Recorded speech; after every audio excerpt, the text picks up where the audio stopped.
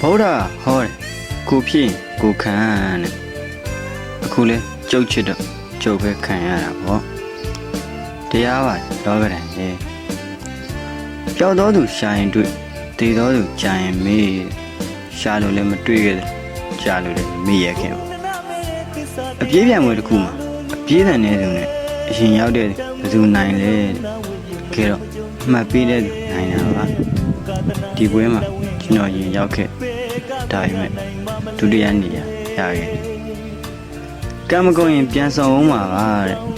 ပြန်မဆောင်တဲ့လမ်းကိုရွေးသွားပြီဒီကောင်ကြီးကိုကံတရားနဲ့ရှမ်းတိုက်ပေးခဲ့